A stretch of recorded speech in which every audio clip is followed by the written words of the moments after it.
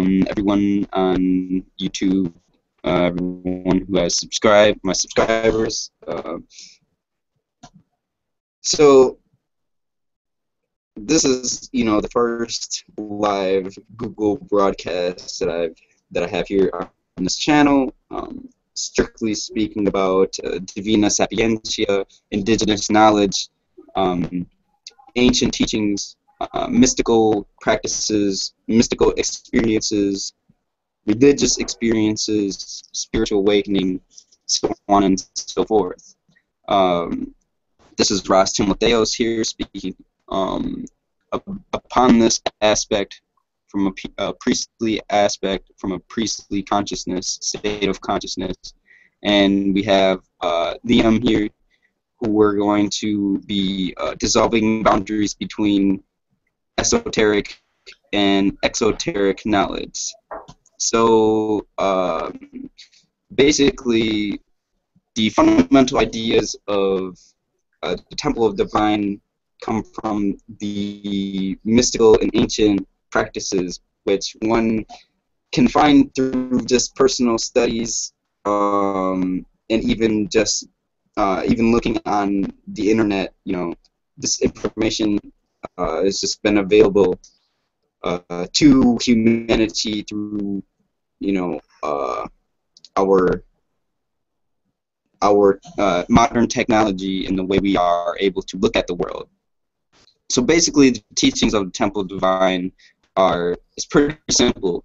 It's just based on one's knowledge and understanding, or one's consciousness, and how they relate themselves to the world around them, how one relates themselves, the inner observation and experience of oneself to the lower and the higher aspect from one state of consciousness. So the whole understanding of Divina Sapientia, Divina meaning divine, and Sapientia comes from the word sapient, means to be wise, to know. So Divina Sapientia deals with how one comes to understand and know themselves, how one comes to understand and know the universe, the physical and non-physical aspects, the hidden, the unseen, as well as the material aspects, which we can see and comprehend, we can sense. So ultimately, it's about gathering information about ourselves from our experiences, our first-hand experiences that we personally have with ourselves, our awareness, and our environment. And so our environment is ultimately based upon our perception, mentally, physically, and spiritually.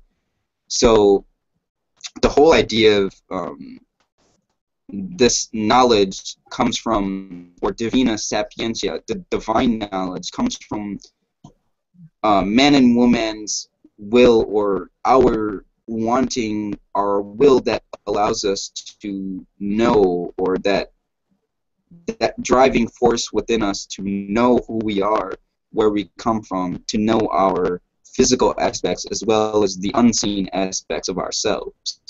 So the whole word in and of itself, the whole words or principles, esoteric and exoteric, come from this basic principle of how we gain information about ourselves and how we piece together our reality through our awareness, our non-physical aspect of ourselves, of our lives, that allows us to experience and observe, as well as what we are observing as far as the physical information in the tangible world.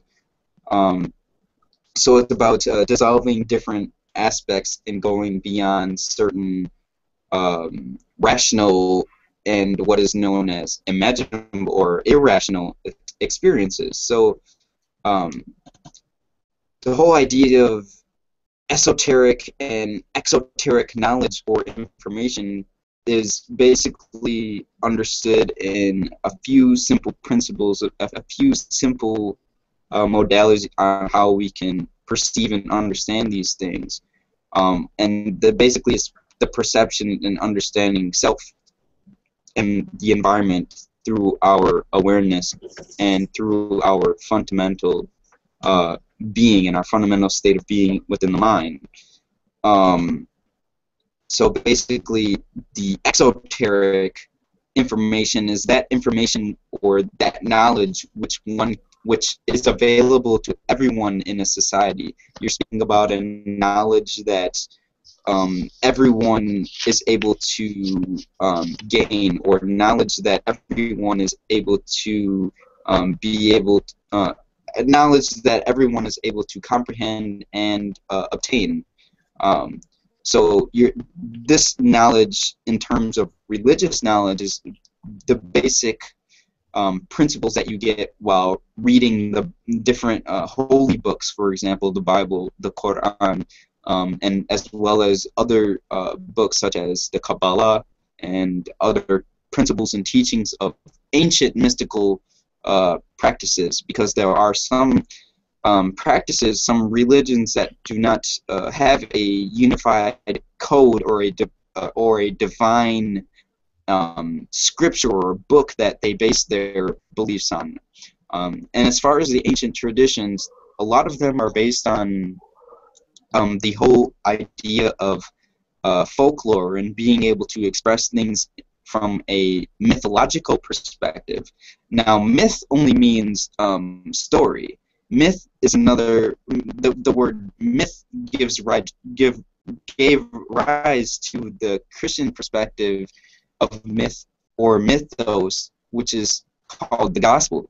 So the gospel in and of itself is a spiritual myth, but our exoteric understanding of the word myth, the definition that culture gives to the definition of the stories that are considered mythos, are extremely based on our outer understandings of these expressions, our outer understandings of what we perceive within ourselves. The mythos would be specific stories or fables in which explain concepts beyond our ordinary normal perception, concepts which express themselves from a deeper perspective and are expressed in a way in which everyone can be able to read and obtain. So the whole Temple of Divine deals with esoteric information. Now, the basic difference between esoteric and exoteric is the fact that modern-day religion deals with exoteric knowledge. It deals with knowledge that can be obtained by everyone. Exo meaning outside of, or knowledge which stems from outside of one's consciousness. So it's basically dealing with physical observations, the objective experience. So Divina Sapientia deals with particularly deals with our subjective inner experiences, or esoteric knowledge and wisdom. Now, the word esoteric, eso meaning within or inside. So esoteric knowledge is still pertaining to the occult knowledge or the hidden knowledge of self, or the unseen knowledge of our selves through our awareness or through our consciousness. Now, when I say consciousness or awareness, this is also described as your soul. So one's soul is one's consciousness, or one's conscious and subconscious mind interworking together to produce results in which is the physical body. So when you look at this, is the whole science and theology, the New Age science and theology, that which we know as science, is only based on the physical inner workings of things, and it particularly leaves out that which we cannot comprehend, or that which we cannot physically, objectively reproduce in a laboratory. So therefore, these sciences are therefore considered pseudosciences or dealing with certain things such as like parapsychology.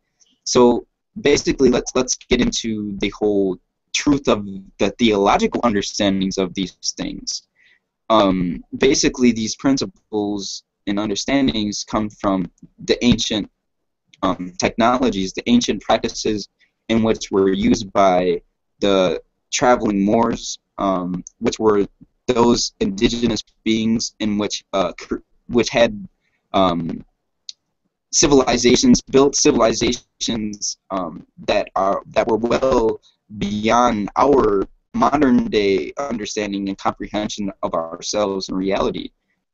So basically, these indigenous cultures, also known as the Moors or the Kemites, the Nubians, this ancient African science was once an esoteric science. It was once based off of experiences one would have within themselves, you know, and their mental conscious understandings of how they can relate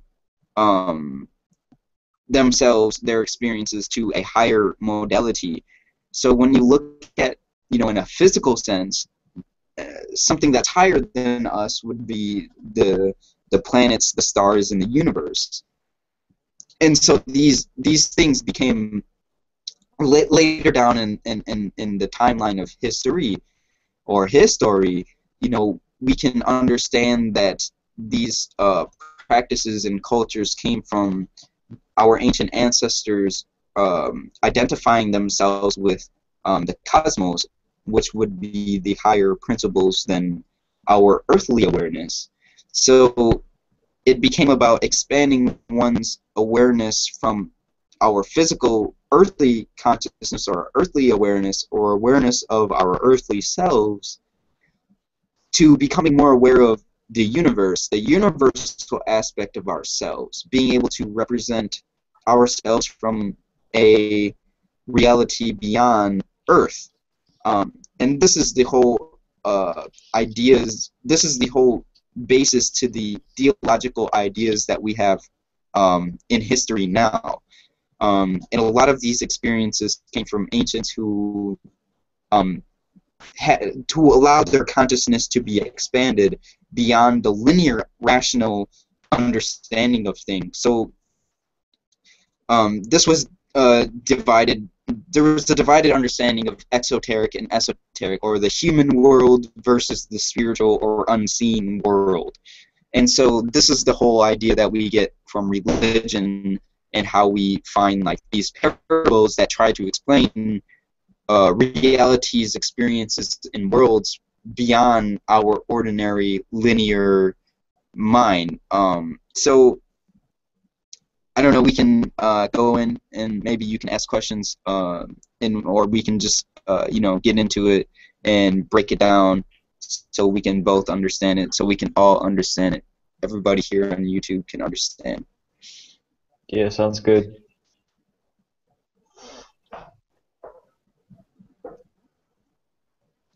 Okay, so basically you can start out by asking, you know, whatever you want, and then we can go into it. So, talking about just the religious texts, like the Bible, Quran, and so on, like. Okay. So the aspects of these modern books, see the Quran, the Bible, even the Bhagavad Vedas and the Rig Vedas, you know, the texts of Hindu in India, as well as many other texts. You even get in the Rastafari perspective of the Holy Pibi, as well as the Kebra Nagas,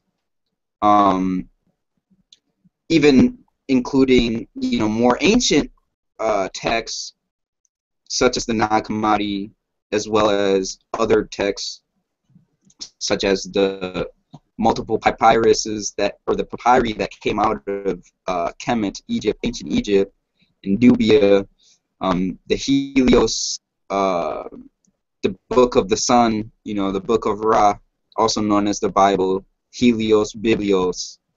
These are aspects in which specific principles are carried from culture to culture and are shared from culture to culture. And a lot of these spiritual books can be found to carry the same elementary ideas in which allow us to link back to our higher selves. So a lot of the New Age religion that you see now that are based off of these so-called spiritual books of divinity are just a product of our exoteric or our outer understanding of a divine reality or spiritual nature of our reality. Because you got to remember the whole idea of the dividing of science and religion is the basis to the reasons why we have the divisions in the religions that we do.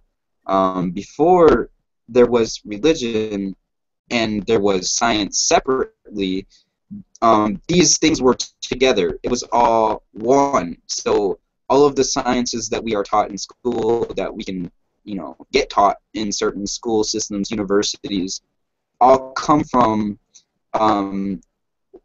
certain principles and philosophies that came out of Egypt.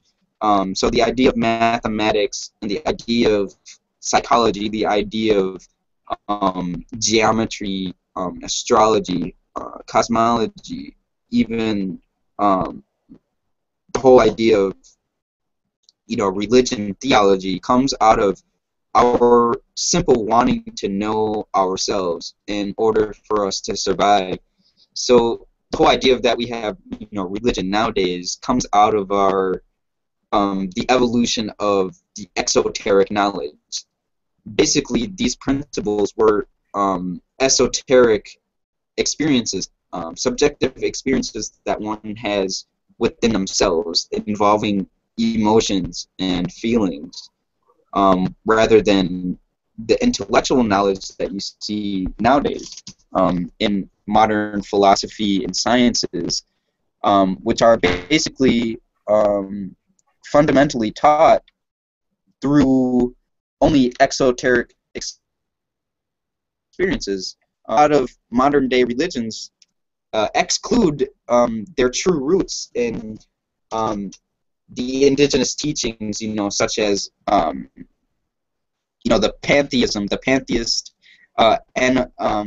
animism perspective that all life is interconnected and that life in and of itself, consciousness in and of itself, is divine. So these books come from a perspective in which is much more indigenous than what we know as they are today. So as they are today, they have gone through lots of refining and even just criticism beyond beyond our ordinary how we normally look at this stuff. So it deals with things beyond our the whole mystical system. The reason why we call it mystical is because they were concepts that we cannot understand. So the fact that it's dealing with experiences that we cannot understand rationally, they had to separate the difference between science or something, experiences about the physical, knowledge. Science means knowledge. So we're still dealing with information, whether it's divine inspiration or whether it's information that we can read from books and stuff. The information that we can read from books is just exoteric. It's something that everybody can look at and gain an objective understanding. Whereas the Divina Sapientia, we deal with spiritual experience, mystical experiences, just like our ancient primitive selves. We deal with personal mystical experiences, or experiences which transcends the whole idea of philosophy or the whole idea of theology. See, the theology and philosophy come out of the experiences in which we have. So the whole idea of science being separate from religion now came out of pretty much our ignorance of how we separate the physical from the non-physical experiences that we've had over the course of human evolution and human history. And this is human evolution of our awareness, our consciousness, our awareness of ourselves and our environment. So the whole basis of the religious books comes out of our fundamental experiences and based on our transcendental states of consciousness in which we have about ourselves and our environment. That is divina sapientia. That is the whole divine knowledge, or the divine wisdom, divina sapientia. You can also say the divina scientia or scientia, which is the divine science or knowledge of the divine, which is called theology. And theology is just based on principles of a few people coming together just talking about it, rather than the experiences that they have, the esoteric experiences that they have. The theologians would call this mysticism, or in other words, religion. And so modern day religion just comes out of exoteric experiences in which everyone has in the culture, in society. And a lot of this comes out of our division, which we know of through Christianity, the whole rising of Christianity, and the whole fall of paganism and ancient culture and technology. So the whole idea of religious books, according to the Temple of Divine, are that these books should be looked at as a way to understand and get back to this esoteric experience.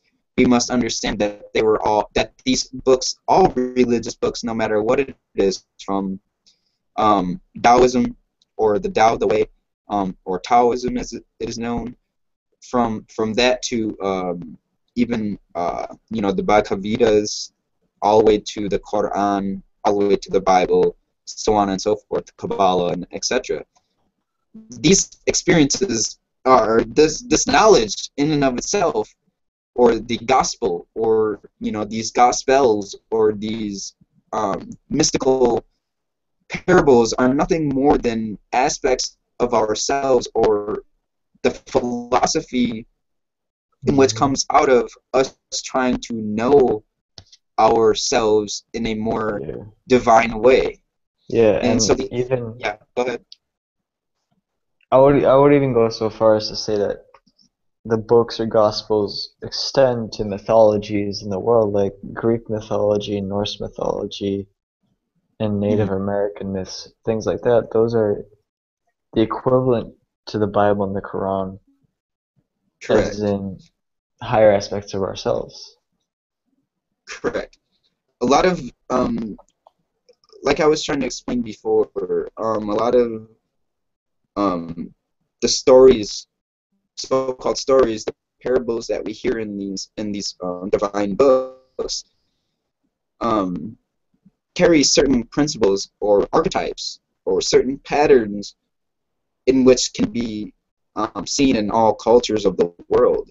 And basically, when you start studying this comparative aspect from religion to religion, you get to understand, or just even from spiritual principles in different theological understandings.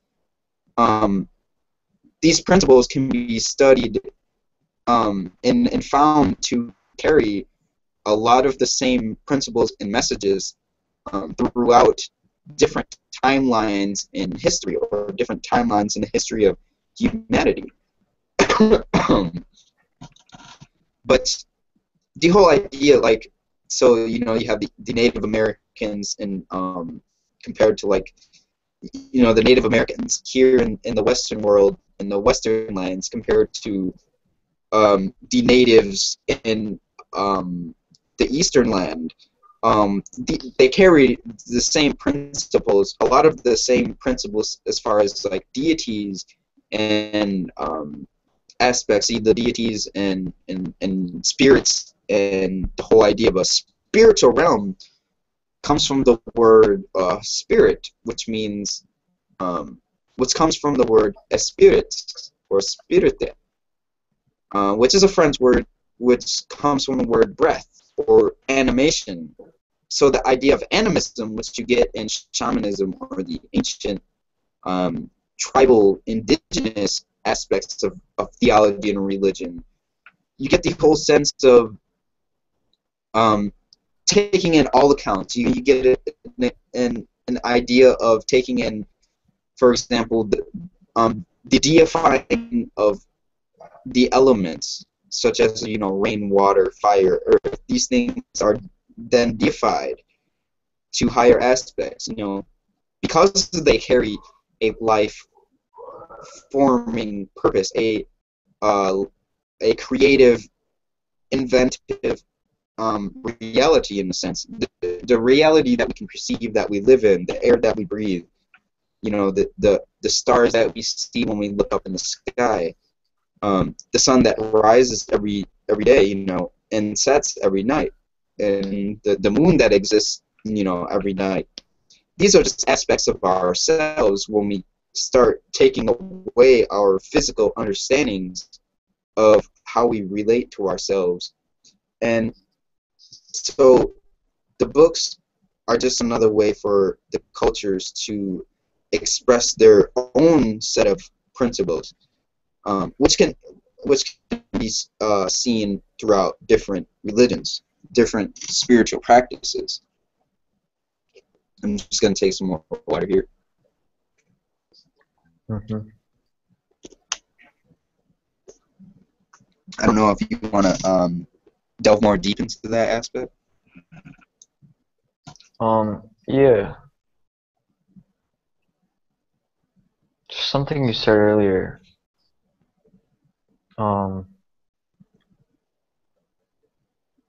Shit. You said it like 2 seconds ago. Well, like, I was just speaking on the cultural aspects, the way we link the cultural archetypes of things. According to the Temple Divine, we link together different archaic principles of different religions, or what would be so-called different, you know. But yeah, so in terms of, you know, we've touched upon the Bible a lot and the metaphysical aspects, but I guess to like give an idea, like, since there's so much in the Bible, like, would you want to like expand on the or the archetypes of the Bible, I guess, as in speaking on the characters and what they represent? Okay, so basically the characters, see, and I'm only giggling because the exoteric understanding of these books, we would see these characters as outside of ourselves. Whereas when you look at the esoteric, the inner perspective, the hidden perspective, you will look at these characters as aspects of yourself, or different faculties of one's being.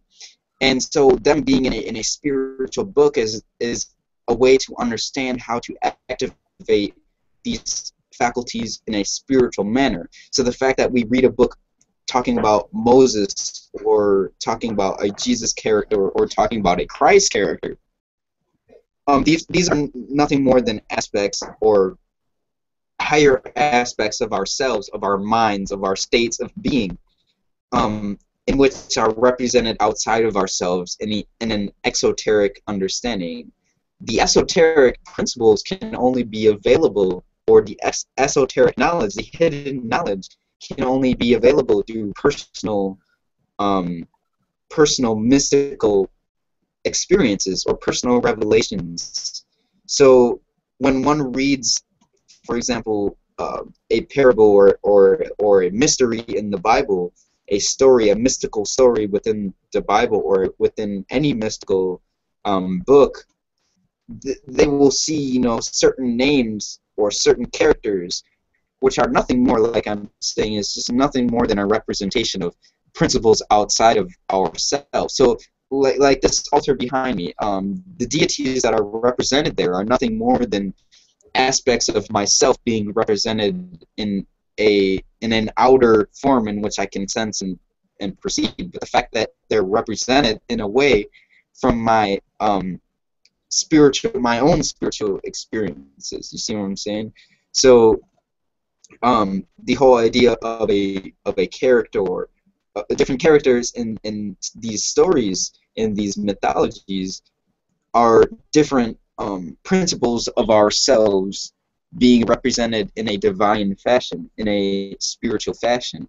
And these stories are written in a way in which connects and kind of like breaks down the esoteric or exoteric principles, depending on how your own consciousness perceives these written experiences. Yeah, and that goes along for everything else we were talking about, the Hinduism and Islam and the Correct. mythologies as well. Correct.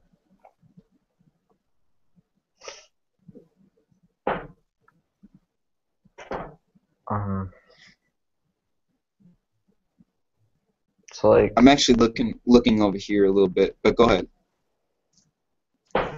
oh no, this is a little off topic, but I figured like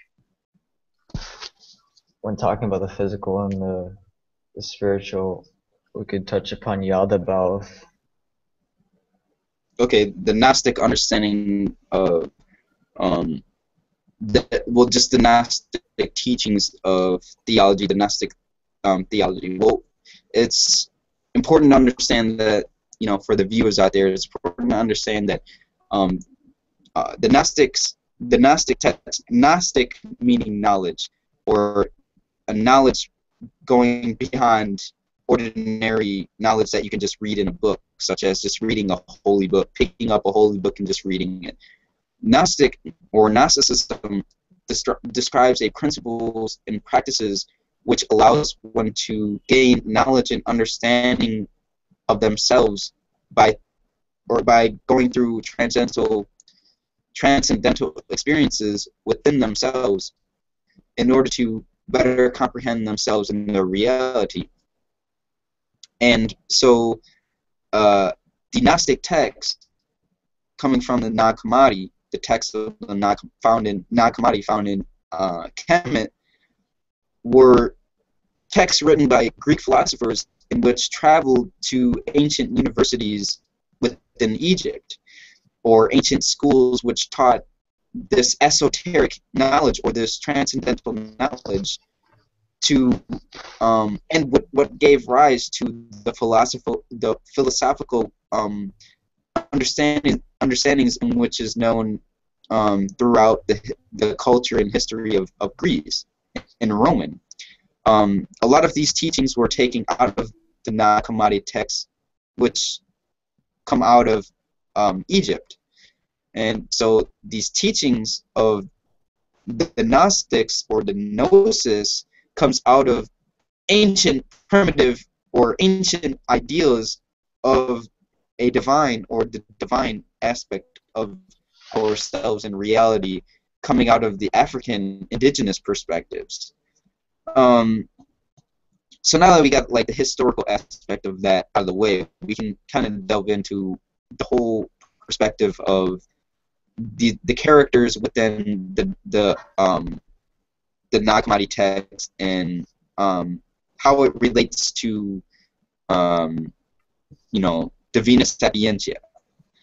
So basically, within the Nag Hammadi text and Gnosticism, the true divine gnosis comes from these transcendental experiences.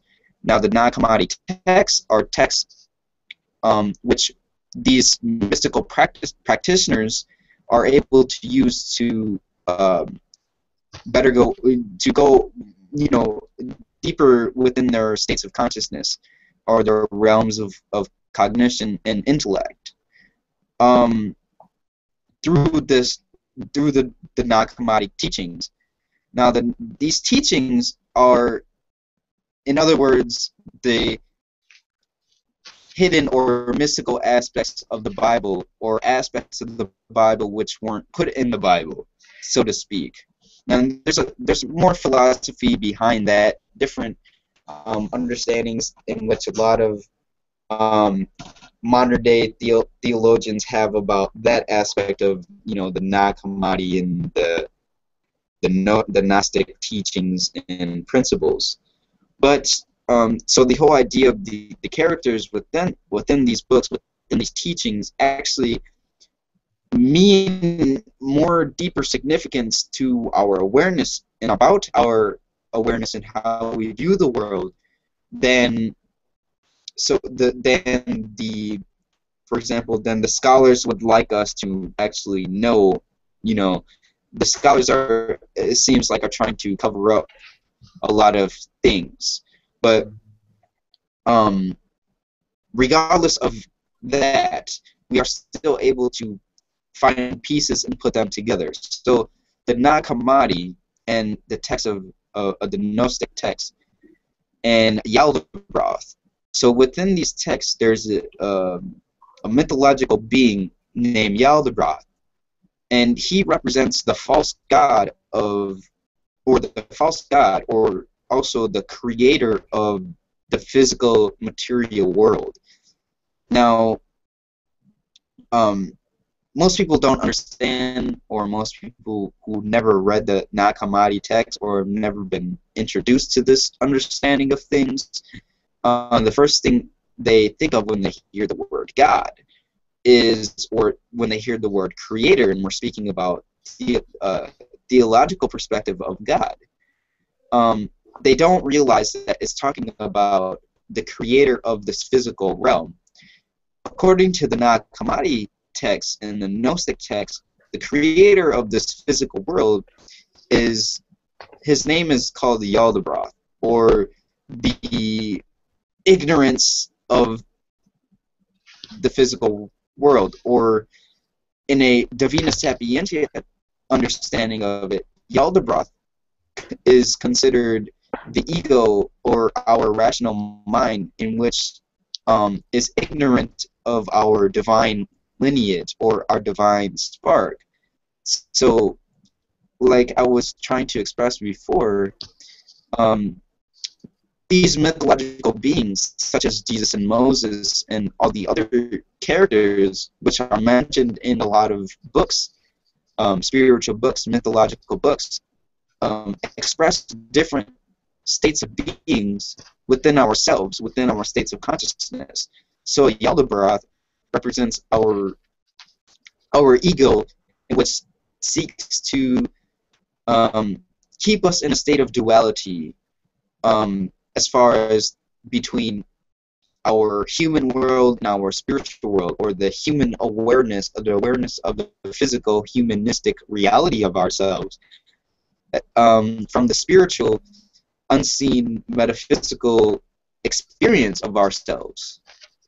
And so this is just a basic fundamental aspect of what Yaldabaoth represents as far as the Gnostic text in the Nag Hammadi, and from ancient indigenous perspective. And also, I think I'm not sure if you touched upon this just now, but Yaldabaoth is within our minds, and not only is he the creator of the physical universe, he's the creator, if I understand correctly, the creator of our sense perception of the physical universe. Exactly. Like our sense consciousness. Correct. And so when you discern the differences between the Nag Hammadi text from the Bible, you'll kind of get the same understanding, okay, about a whole creator God of the physical world, and how he claims to be the only worthy God of worship, you know, the only God worthy of worship, and proclaiming that while leaving out other deities which came before him, meaning the ignorance in which we kind of relate to our physical realm, thinking that the physical realm is the only thing that exists. And that is due to our sense awareness, or our attachment of our senses to the physical world. And this is called the ego, which happens through when a baby is born. Through the stages of their life, they come to realize certain things about the state of being. When we're born from the temple of divine perspective, we're coming from the spiritual realm, the mystical, unseen realm of ourselves, the higher aspects, energetic aspect of ourselves. And so when we come to this physical realm as children, we are ignorant of our divine spark. And so if we grow up through this ignorance, we no longer have a relationship with who we truly are, with who our divine aspect is. So it's just like the growing up of this ugly seed, or this ignorant seed, the unknowing that we contain, that we as human beings, as living things on this earth, as products of the earth, which is a product of the universe, is a living, sentient, observing, and breathing thing, energy into being.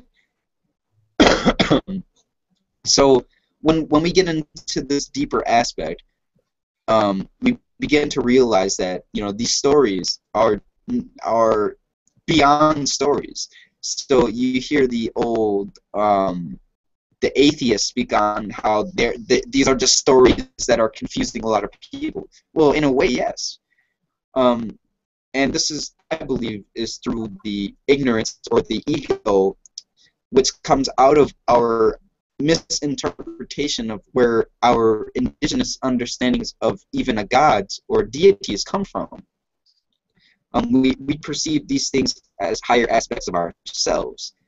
And we never perceive these things as, oh, we're going to piss these deities off, or we're going to make these...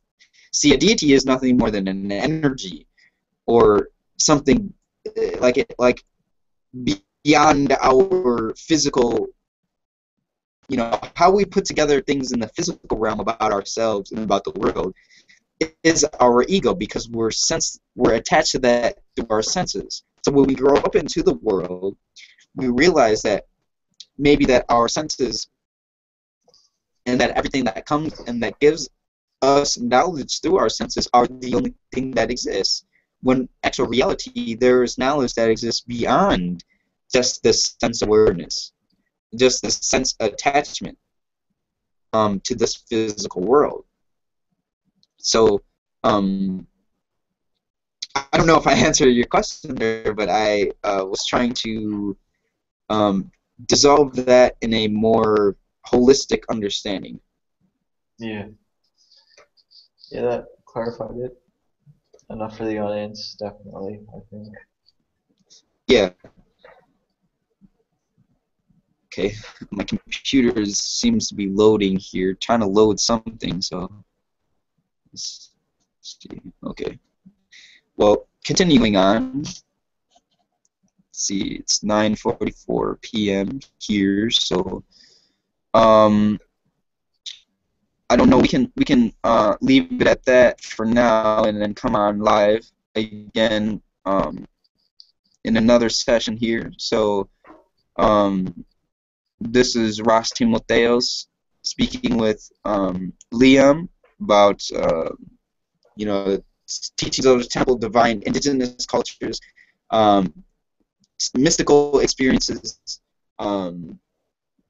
divina sapientia, or the divine wisdom, the divine knowledge of self, the divine wisdom of self. And yeah, thanks for watching, and hope you guys learn something. We want to bring a lot more information and get the teachings of the divine and divina sapientia, the temple of divine principles out there, even though we haven't covered the full essence about divina sapientia as much as we wanted to today. We will definitely get into that a lot more deeper aspects into that with other episodes of